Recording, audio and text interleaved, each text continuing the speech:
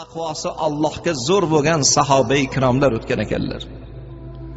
Shulardan birlari Abdullah ibn Maktum, ko'zlari amo bo'lgan, ko'r bo'lgan sahobalardan bo'lgan ekanlar. O'zlari ko'r bo'lsalar ham, amo bo'lsalar ham islomga birinchi kirgan sahobalardan. Ixloslari, muhabbatlari Allohga nihoyatda zo'r bo'lgan, Allohning diniga ixlos bilan yondashadigan sahobalardan bo'lgan ekanlar. Qiynalsalar ham namozga kelib, bir namozdan ikkinchi namozni mushtoqlik bilan kutib, Janob payg'ambarimiz Muhammad Mustafa sallallohu alayhi va sallamga biron bir oyat nozil bo'ladigan bo'lsa, shundan bexabar qolmaydigan maqsadda muntazam qatnar ekanlar.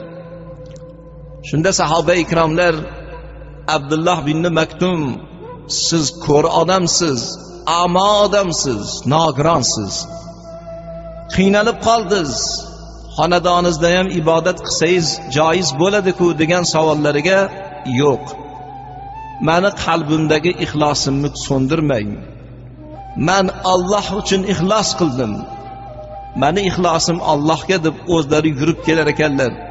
Qiynalsalar ham muntazam ibodatda qatnashib turar ekanlar. Bir kun sarvari koinot payg'ambar Muhammad Mustafa sallallohu alayhi va sallam sahoba ikromlarning ichlarida turgan paytlarida Abdullah ibn Maktum ustilari loyga qorilgan holatda, chang holatda kirib keldilar. Shunda janob Rasululloh o'rnlaridan turib, "Ey birodarim Abdullah, nima uchun bunchalik holatda, chang holatda kirib keldingiz?" Shunda Abdullah ibn Maktum javob qilgan ekanlar: "Allohning rasuli, men amo odamman, ko'zim ko'r bo'lgan sahoba. Qiynalib yo'limni topolmay qolaman. Bilmasdan loyga yiqilib qolganligimni bilmay qoldim, ko'zim ko'rligi tufayli yo'limni topolmadim. Bir xil paytda sizni qayerda o'tirganligingizni ham o'zim bilmay qolaman" dedilar. Shunda payg'ambarimiz sahobalarga qarata turib: "Ey birodarlar, Alloh sizlardan rozi bo'lsin. Abdullah ibn Maktum yashaydigan manzil makondan to shu masjidga qadar bir arqon tutib qo'ysanglar, Abdullah ibn Maktum arqonni ushlab ibodatga kelib ketsinlar" degan taklif qildilar.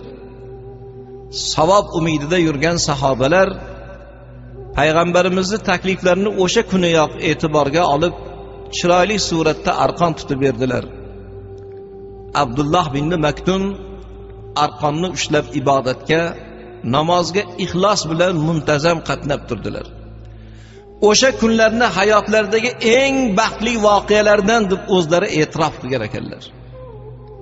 Navbatdagi majlisda janob Rasul akram sallallohu alayhi va sallam sahoba ikromlarning ichlarida turgan paytlarida Abdullah ibn Maktum qo'llari qonga belangan holatda kirib keldilar.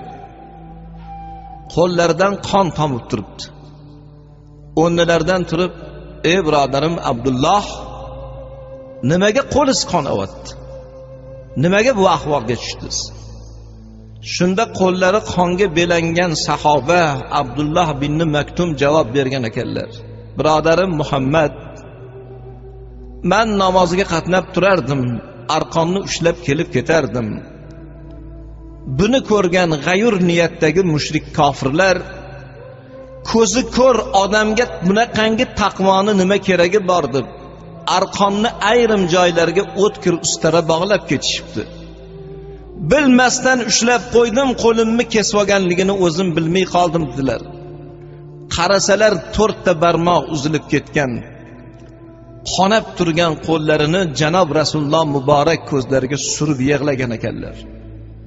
Payg'ambarimizning ko'zlaridan yosh quyilib kelgan ekan.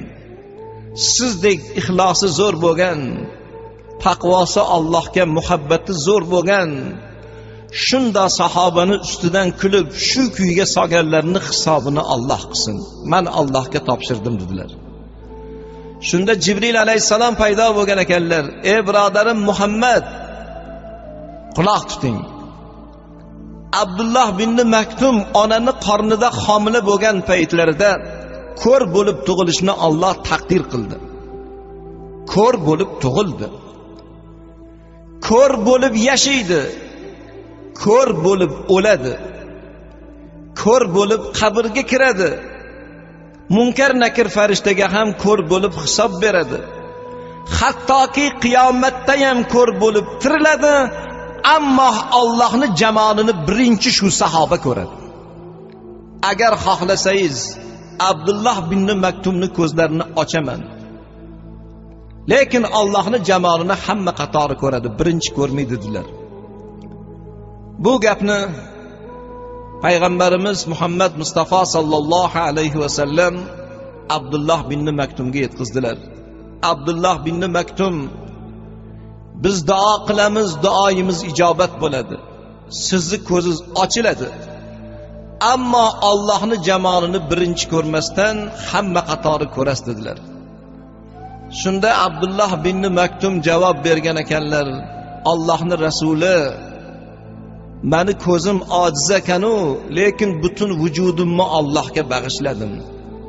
Meni ixlosim, muhabbatim Alloh uchun bo'lgan. Shu ixlosda ketishni men yaratgandan so'rayman. Ko'zim ochilib fitna fujur, g'iybat, ig'volarni ko'rgandan ko'ra ko'r bo'lib o'lishni afzal topdim-u, lekin Allohning jamolini birinchi ko'rishni umid qilaman dedilar.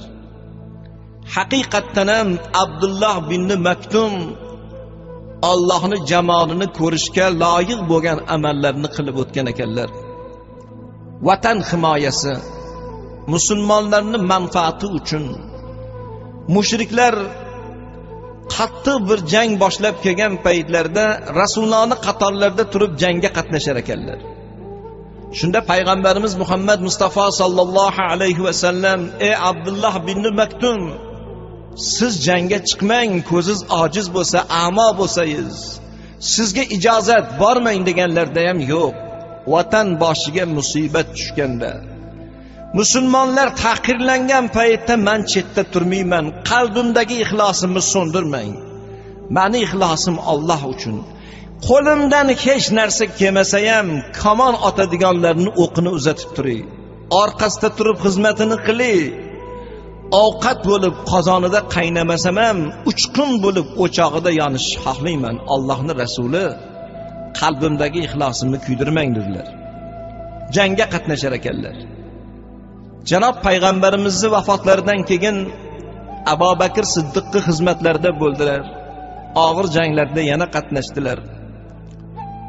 Abu Bakr Siddiqdan keyin Hazrati Umarning davrlari kelgan paytda Rum kofirlari bilan, Rum mushriklari bilan qattiq jang bo'lgan ekan. Musulmonlarning ustiga qo'shin tortib kelgan bir paytlarda, vatan tahlikada, musulmonlar tahqirda qolgan paytlarda Abdullah bin Maktum yana yig'lab kelgan ekanlar. Hazrati Umar: "Men janob Rasulullohning davrlarida ham jangga chiqdim. Hazrati Abu Bakr Siddiqning davrlarida ham jangga chiqdim. Vatan boshiga musibat tushgan paytda meni chetda qoldirmang, ixlosimni so'ndirmang. Men Alloh uchun ixlos qildim, jangga chiqaman" dedilar. Shunda Hazrati Umar aytgan ekanlar: "Ey Abdullah bin Maktum, siz amo odam bo'lsangiz, nogiron bo'lsangiz, ko'zingiz ko'r bo'lsa, otda yurolmasangiz, qilich chopolmasangiz, oldingizda turgan do'st bilan dushmanning farqiga bora olmasangiz, qandoq qilib jangga chiqasiz deganlarda o'zimga munosib bir vazifani bering, men shu vazifani ado qilay." Nima vazifani ado qila olasiz Abdullah bin Maktum? Menga janob Rasulullohning qo'llari tekkan bayroqni bering. Shu bayroqni ko'tarib men baland qoyaga chiqib tursam, dushmanning qo'li baland kelsa ham shu bayroqni ko'rgan musulmonlarga Xudo nusrat beradi, ixlos beradi. Janob Rasulullohning bayrog'ini ko'rgan musulmonlar orqaga chekinmaydi. Xudo bularga bir quvvat beradi, imkon beradi. Shu bayroqni meni qo'limga bersangiz, shu vazifani men ado qilay dedilar. Hazrati Umar Abdullah bin Maktumning qo'llariga bayroqni uzatayotganlarida o'pkalari to'lib ketgan ekan, yig'lab o'rgan ekanlar. Abdullah bin Maktum: "Meni bir iltimosim, bu bayroqqa janob rasulullohning muborak qo'llari tekkan, dushmanni qo'liga tushib qolmasin, ehtiyot qilasiz degan niyat bilan shu bayroqni Abdulloh bin Maktumning qo'llariga berdilar. Abdulloh bin Maktum bayroqni ko'tarib baland qoyaga chiqib ketdilar. Jang qattiq bo'ldi. Haqiqatdan ham dushmanning qo'li bir necha bor baland kelgan ekan. Musulmonlar orqaga chekinamiz deb turgan paytlarida Abdulloh bin Maktum bayroqni ko'tarib turganligini ko'rib, Rasulullohning bayroqlarini xilpirab turganligini ko'rgan musulmonlarga Alloh quvvat bergan ekan, imkon bergan ekan, ixlos bergan ekan, nusrat bergan ekan. Janob Rasulullohning bayroqlari turibdi. Payg'ambar qarab turganday bo'lib turibdilar. Orqaga chekinishimiz qandoq bo'lar ekan deb musulmonlar oldinga qarab yurgan ekanlar. Bir necha soat davom etgan jang musulmonlarning g'alabasi bilan zafar quchib nihoyasiga yetgan ekan. Shunda Hazrati Umar atrofga bir nazar soldilar. Murdalar yerda qalashib yotgan bir holat. Abdulloh bin Maktum ham ko'rinmasdilar. Ularning qo'llaridagi bayroq ham ko'rinmasdi. Sekin astalik bilan qidirib borsalar, Abdulloh bin Maktum 15 joydan o'q yegan holatda, kamonni paykonlari vujudini teshib ketgan, qonga belangan holatda jon berayotgan paytlarida dushmanning qo'liga tushib qolmasin deb bayroqni tishlari bilan tishlab turib jon bergan ekanlar. Shunda vujudi qonga belanib yotgan sahobani ko'rgan Hazrati Umar bag'rlariga bosib yig'ladilar. Otam, onam sizga fido bo'lsin. Allohning jamolini ko'rish sizga muborak bo'lsin, ey birodarim Abdulloh bin Maktum. Ko'zi ko'r bo'lsa ham qalb ko'zi ochiq bo'lgan birodarim. Qilgan amalida riyo ko'rinmagan, ixlosi taqvosi Allohga zo'r bo'lgan birodarim. Sizni bugungi qilgan amalingiz muborak bo'lsin deb yig'lab, ko'zlaridan yosh oqib, Abdulloh bin Maktumni bag'rlariga bosgan holatda qattiq faryod chekkan ekanlar. Hazrati Umarning o'zlari janozani o'qib ado etganlardan keyin muborak qo'llari bilan Abdulloh bin Maktumni lahadga qo'ydilar. Lahadga qo'yganlardan keyin sahobalarning ichlarida, ey birodarlar, bugun biz kimni qabrga qo'ydik? Bugun biz kimni janozasini o'qidik? Bugun biz qabrga qo'ygan zot, janozasini o'qigan zot, qalbida ixlosi zo'r bo'lgan, riyo bo'lmagan, odamlarning so'zi maqtovi uchun emas, odamlarning ko'zi uchun emas, balki Allohning rizosi uchun chiroyli amal qilib o'tgan, qilgan amali bilan Allohning jamolini birinchi ko'rishga musharraf bo'ladigan zot Abdulloh bin Maktumni janozasini o'qidik.